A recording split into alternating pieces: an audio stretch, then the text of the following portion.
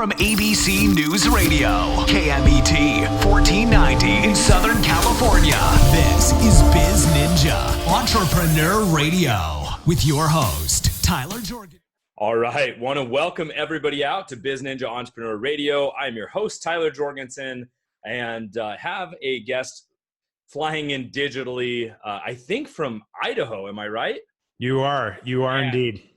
Idaho by way of Florida, originally I think from New York. I don't even know. We're going to learn a little bit about the man that is James P. Friel and what he does to help entrepreneurs and executives get the most out of their life and their business.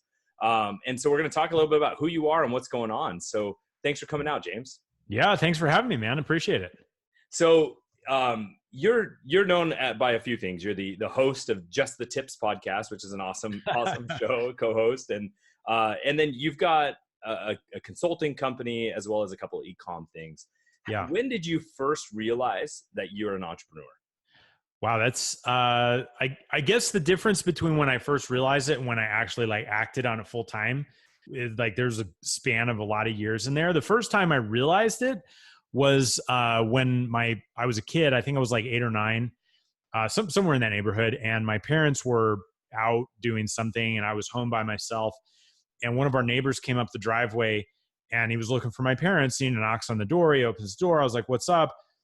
And he's like, "Parents here." I was like, "No." And we just kind of stood there looking at each other. And I was like, "Well, is there anything else? They're not here." And he just looked, and I had this swing set in the yard that I'd gotten for a birthday or Christmas or something. And he's like, "Oh, it's a really nice swing set."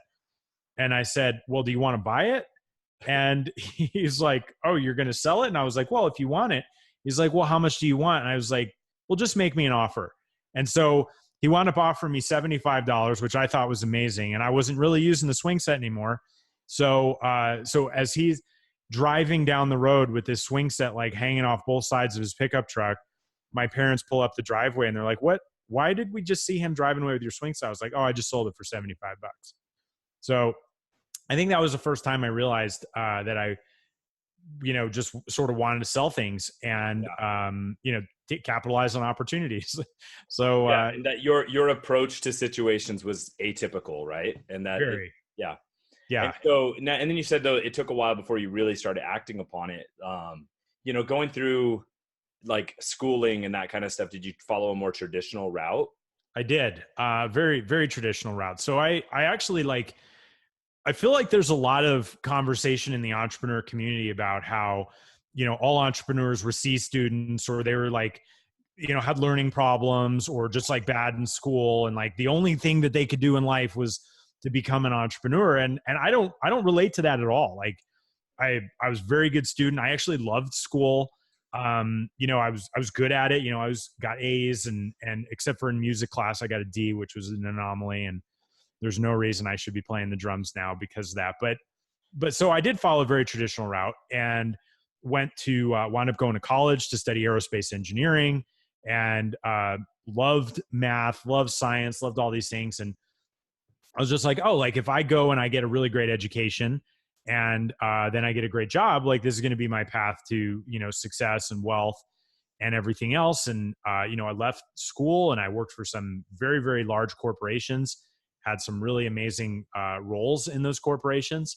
And then after being in the corporate world for 10 years and always sort of having a side thing going on, whether it was real estate investing or, some other sort of, income producing thing, eventually I was just like, I gotta get out of here. I gotta really pursue running my own companies full time. So that was 7 years ago that I left my corporate gig. And but it was a very traditional path before I made that leap. Nice. And so what was your first leap? Well, so again, I just sort of seized an opportunity. I was at the time, I was the head of digital strategy for HSBC Bank, which is a really big company. Yep. And I think at the time we had 330,000 employees. So that's actually more people working in that company than live in Boise, where I live right now. Just sort of put things in perspective. And sure. And I had teams all over the world, Asia and Europe and North America and everywhere. And I was doing amazing and, climbing the corporate ladder. My boss was the chief marketing officer of the entire bank. And I remember having this conversation with my grandfather, and I was just so excited. I was like 29 or 30 at the time. And he's like, "Oh man, you're really climbing the corporate ladder, aren't you?" And I was like, "Yeah." And then he just paused and he's like, "What if your ladder's leaning against the wrong wall?" I was like, "Holy, like really, dude?" Yeah. All right. Well, Way like, to sweep the leg. yeah, totally. But I knew deep down he was totally right. So I was sort of like thinking about it. And then I got to this point where my boss and I were in this conference room in London, and he looks at me and he's like, "Look, we want you to like move over here full time. We want to promote you. I want to eventually like groom you to take over my role and all these things." And I just looked across the table at him and I thought to myself, I can't imagine ever wanting your job. Right. If that's the next rung of the ladder, maybe it is the wrong ladder. Yeah. I knew beyond a shadow of a doubt. So he was kind of like, "Well, listen, you either do this or we're going to let you go in the next round of layoffs." And I was like, "All right, you know what? So be it. Let me go." So I got, took my severance package and then, trying to figure out, well, what do I do next? And I had relationships with many, many different outside companies and stuff at that point.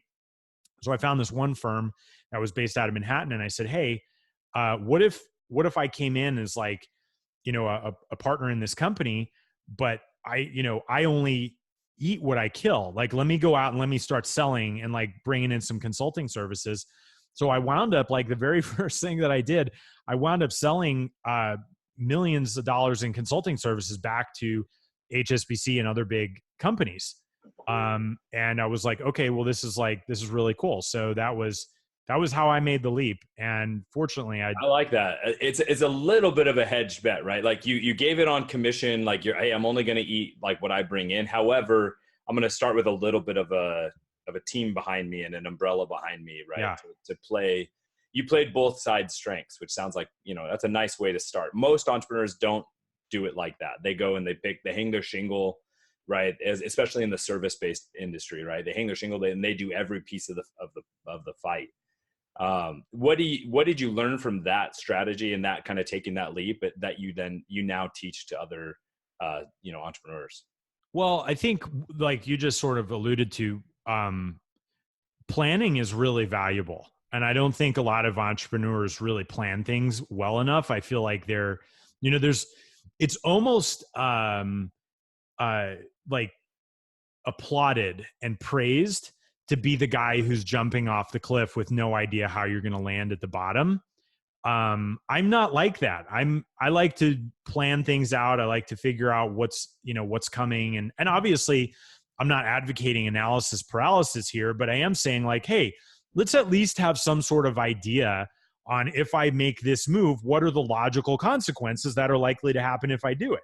Right. Instead of just like running into something with this like irrational amount of enthusiasm and then crashing into a wall. Like, I don't think that's like very intelligent. So, so I am a big advocate for helping people see, the different consequences and evaluating the different options and planning out where they're going with their business strategically, so that when they actually execute on things, more often than not, they get the results that they want and don't get blindsided by all the stuff that they don't want. And that's a big deal. So like, what blows me away is how many entrepreneurs start without even really knowing what it is they want. They don't know.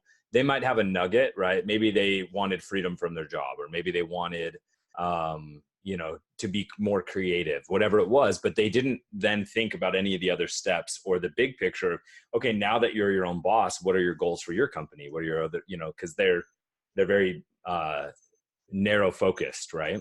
Yeah. What was, as you started doing that, that's not what you're doing anymore. What was your next step? Yeah. So, it's always one of these things where every crisis sort of presents a new opportunity. And I think that's the nugget of the entrepreneur, right? The crisis is an opportunity. That viewpoint is, I think, what sets an entrepreneur away and apart from the person who sees the crisis as the pit. Yeah. Right? Yeah. Well, like, what are you going to do? Like, you're going to stay in the pit? I guess that's an option, but it seems like it's kind of a sucky one. And it does, but people accept that reality all the time. Yeah, they do. I'm like, what are you doing? Like, just like use, I heard somebody say once, like, play the hand that you were dealt as if it was the one that you wanted. That's good. And I think that's really cool because it's like, okay, well, there's a lot of stuff that we can't control. So why not just use the things that you have in front of you and turn them into something? And so for me, sort of that transition from then until now, that partnership that I entered into sort of fell apart, and we went our separate ways. Right. And then I was sitting there wondering, well, now what do I do? Right. So now I'm not selling back to, these big companies that I have, 10 years of familiarity with and, key relationships and all this other stuff. And the truth was, I had really gotten tired of the giant corporate bureaucracy and red tape and like all that stuff anyway. So along the way, I had, picked up one or two smaller consulting clients that I'd been working with, who were, running, multiple 7-figure size companies. And I thought to myself, I was like, is it possible that I could start working with more of these types of guys and still make the kind of money that I want to make and have the kind of impact and do the things I'm really good at?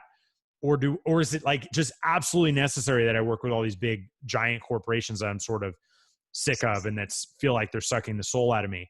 And so I had some great mentors at the time, and I started looking at buying companies. I started looking at, working with more entrepreneurial type companies. And during my process of looking to buy companies, I think I looked at like 200 plus companies over the course of like 9 to 12 months. And they all were like indentured servants. Like all the entrepreneurs inside of these companies were like indentured servants, like shackled to the business, couldn't go on vacation, like couldn't have the life that they really wanted, like all these things. Their marketing was horrible. Their systems were worse. And I remember I had this, I took a tour like of a guy who was selling a puppet factory. And I was like, well, he's making money. Like on paper, the business looked pretty good.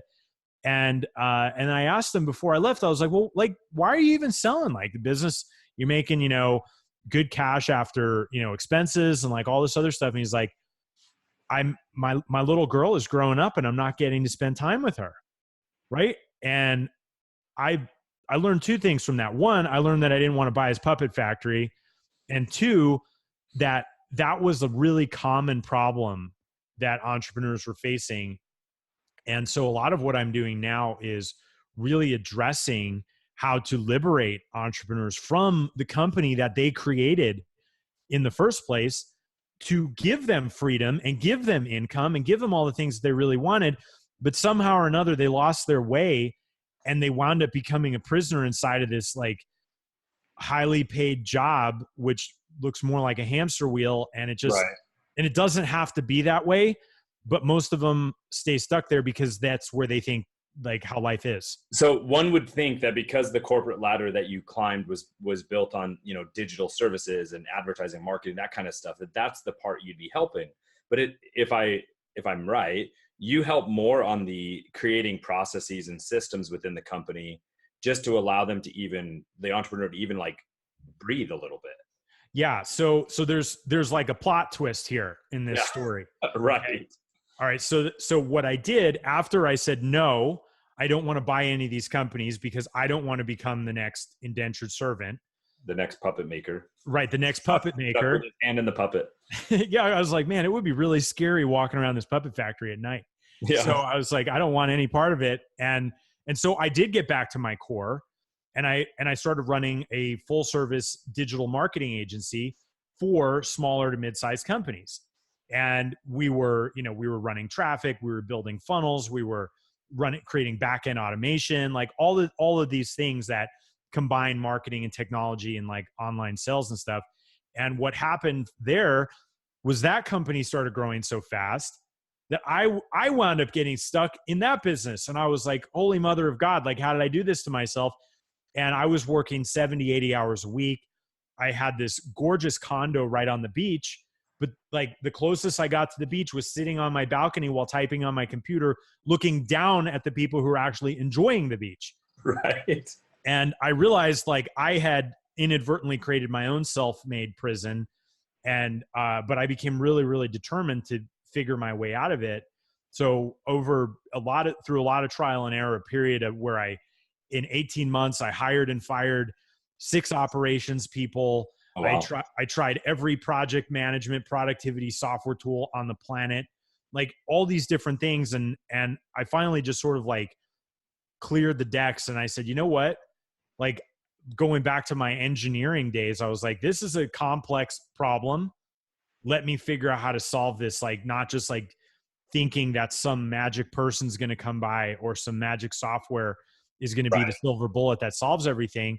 And I wound up creating some frameworks that really helped me systemize my own business and get out of that cycle that I was in. I went from working 70, 80 hours a week down to like 20 to 25 with the same client workload. My team was happier. We're more productive.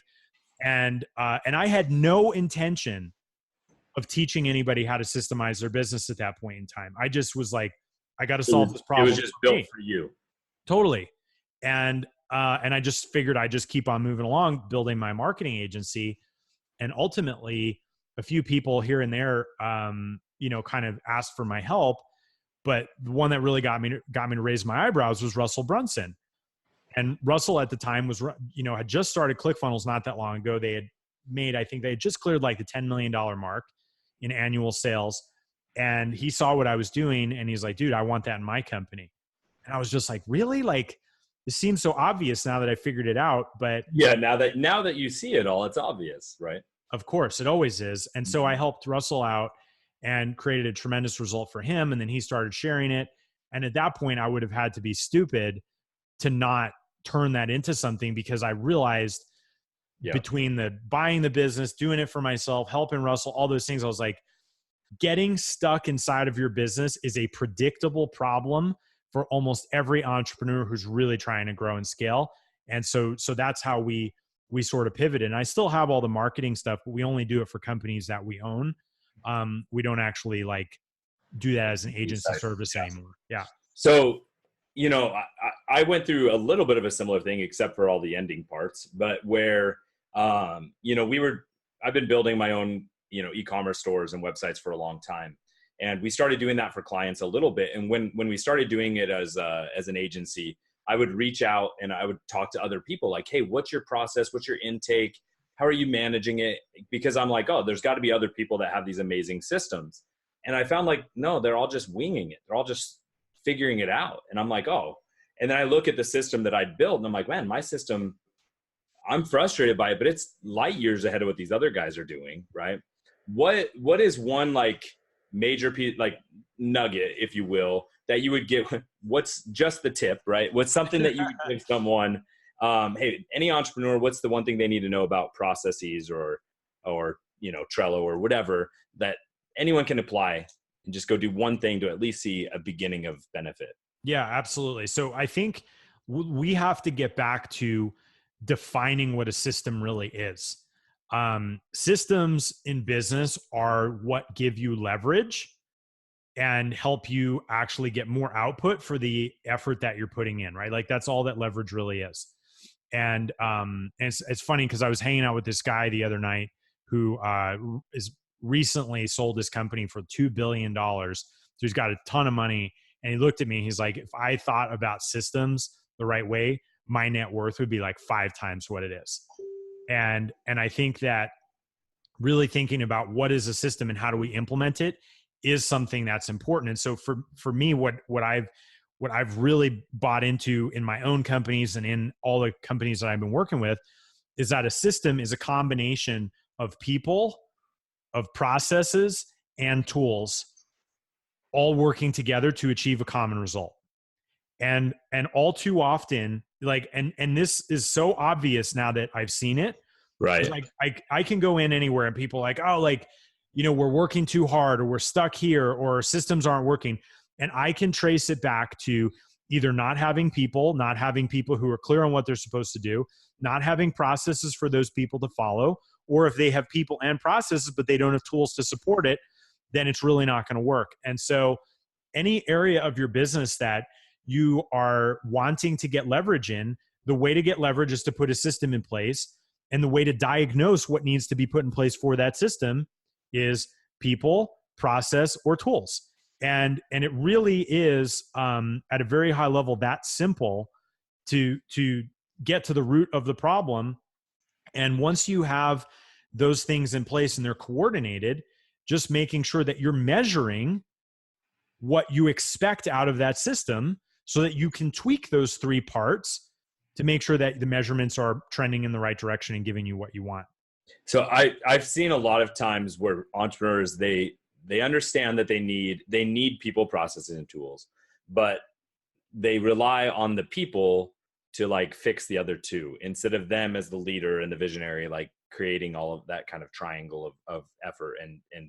And so they blame the people, but the people are like, well, like you said, first of all, they have to be clear on what their goals are. But then if they don't know what the process is, or they don't have access to the tools, right, those other pieces are actually what's broken, probably not the person. Yeah. How do you triage that when you like come in and work with the company? Yeah. So, I mean, there's a couple things that have to be considered. Like most people problems can be traced back to a faulty interviewing and hiring process.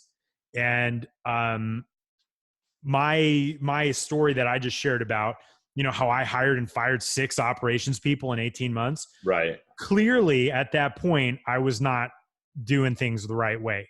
And I would say maybe a couple of those people were mishires, but a couple of them were actually good people, but they just lacked leadership and direction on my part to get clear on what they needed to do. And so defining what that person's role is and what they're actually responsible for and how you're going to measure their success, like those 3 things just to begin with make an enormous difference. And I think a lot of entrepreneurs and even seasoned business people will hire people and be like, hey, they like see, almost like they see somebody walking across the parking lot and they're like, you look good. Get over here and see if you can fix this problem for me. Right. And without a clear definition of the problem, it's very, very difficult to fix a problem, no matter who you are.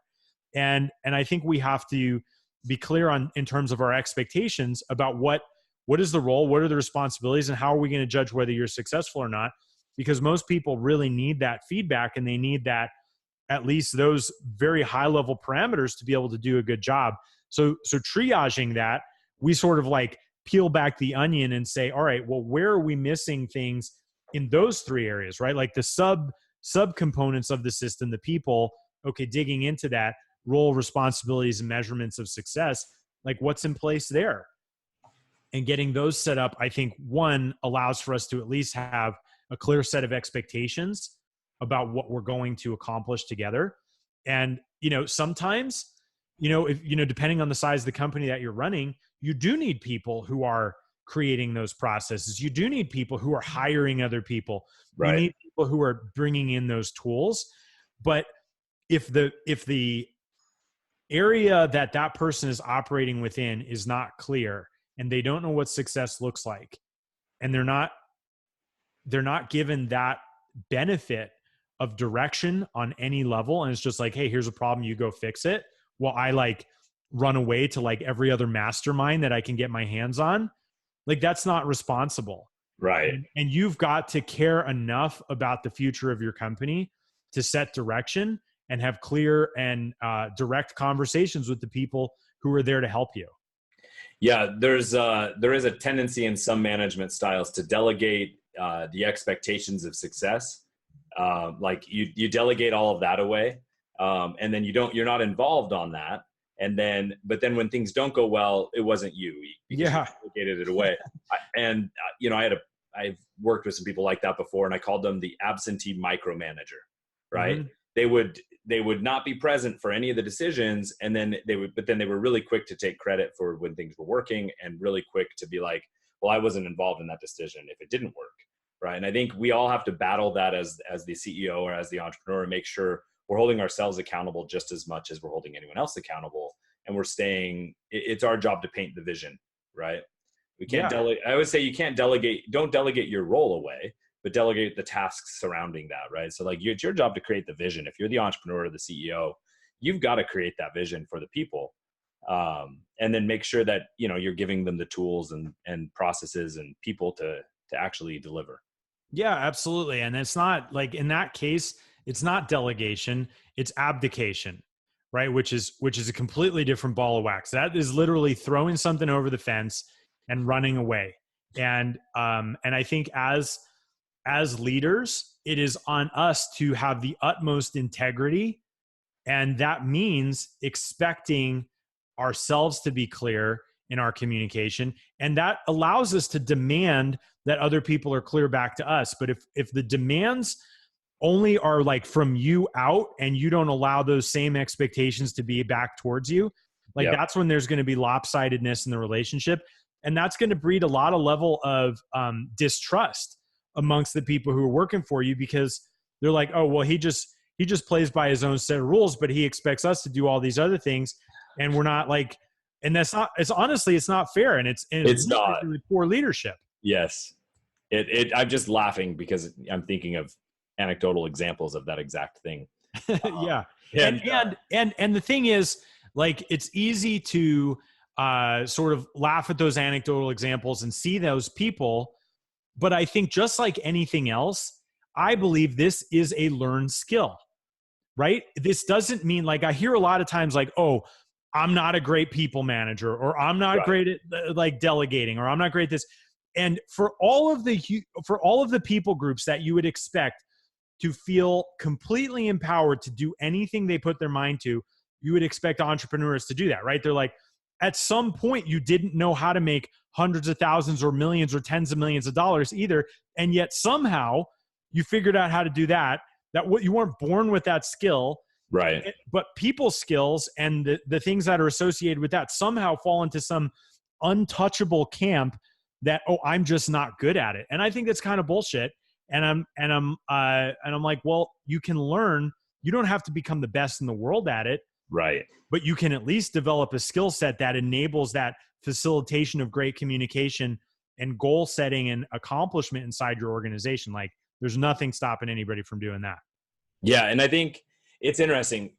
I'm a big believer in leaning into our strengths as opposed to like just trying to always spend our energy fixing our weaknesses.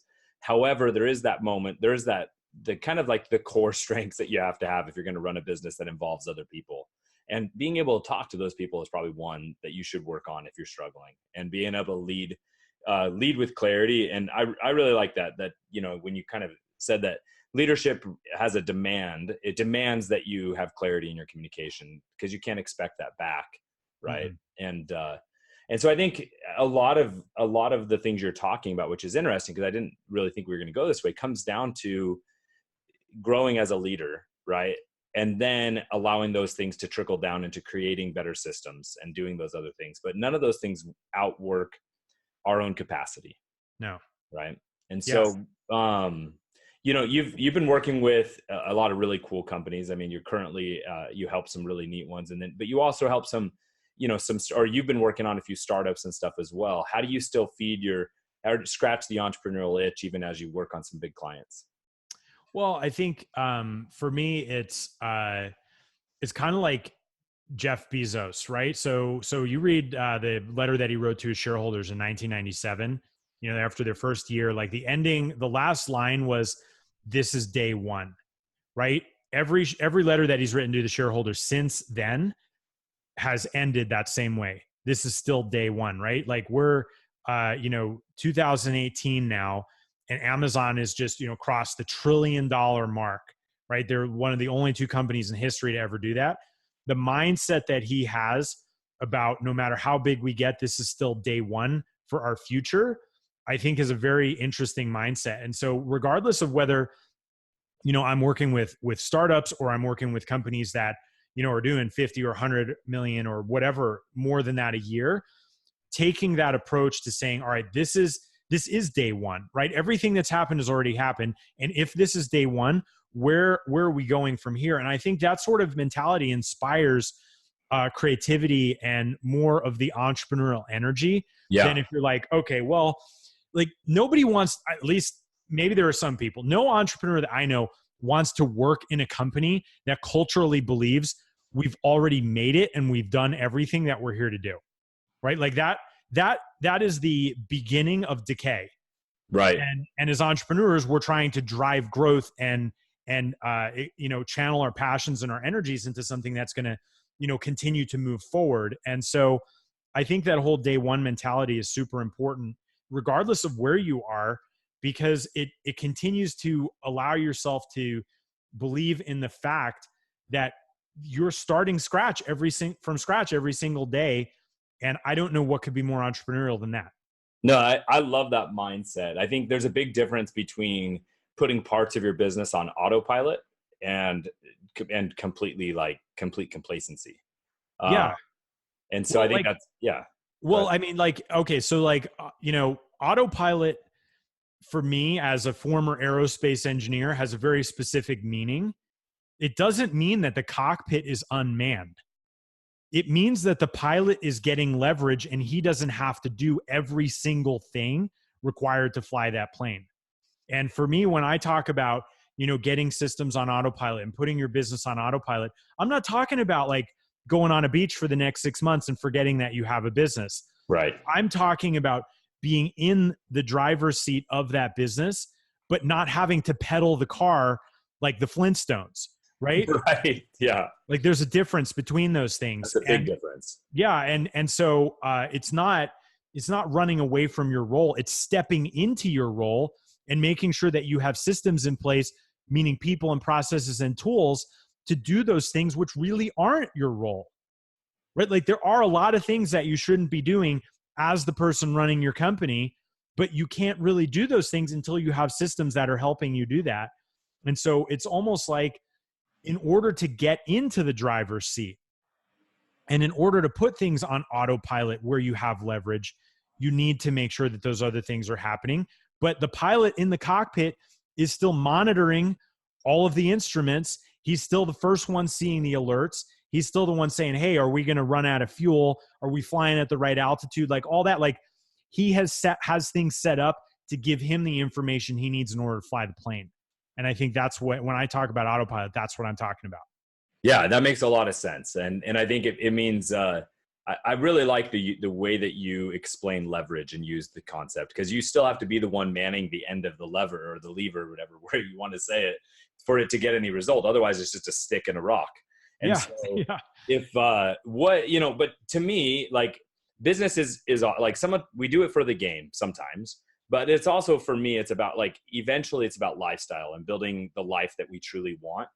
What's one major item on James P. Friel's bucket list, not work related, that you're going to do in the next 12 months? So we'll go back to Italy. I've been, so this is the second year in a row that we've gone, and I just love going over there and hanging out, and, I love the culture. I love the food. I love the art, the history, all of it. And I think that, and it's interesting because the first time that we went was I guess almost 2 years ago, and it was a 12-day trip, and I was like, man, how am I gonna not work for 12 days? 'Cause historically, I've been terrible at taking vacations, and I was like, all right, well, I guess I'll see how this goes. And so I took 12 days. I had 2 text messages with my team and 1 video conference with somebody because I just really wanted to say hi. And the rest of the time I didn't do anything. And when I came back, my team had implemented all sorts of things that had been needing to be done. My clients were totally happy. Everything was working really well. And I think for me, it was one of the first times where I allowed myself to step into the leverage that I had created and come back to something that was working really well, if not better, to be totally honest, than when I had left. And so I don't know if Italy represents for me that that sort of aha, okay, I have created a certain amount of leverage that allows my business to work for me. But I think there's a whole bunch of things wrapped up in going back there. So in the next 12 months, I think we're planning going back in April, and I'll probably take another cooking class. I'll probably, drink some more wine. We'll go tour some more museums. And, that's sort of what I like to do that's unrelated to business. I love it. We just did, I took my wife and my oldest daughter through Italy just a couple months ago. It was awesome. Absolutely loved it. So that's cool. Want to thank you for coming out. Where can people get to know more about you? Sure. So they could just go to my my website, jamespfriel.com. That's Friel. And they can check out everything that's happening there. So we've got, links to the podcast, just the tips. We've got, free downloads, training information, like all sorts of stuff like that. And I think that would probably be the best place if people want to continue the relationship past today. Absolutely. I know a lot of people that have worked with you and that have attested that your help and helping them create systems has truly transformed their business. So please, if you're listening, go check out jamespfriel.com, get some of the free goodness, and maybe you're a candidate to work with James more. You'll figure it out there.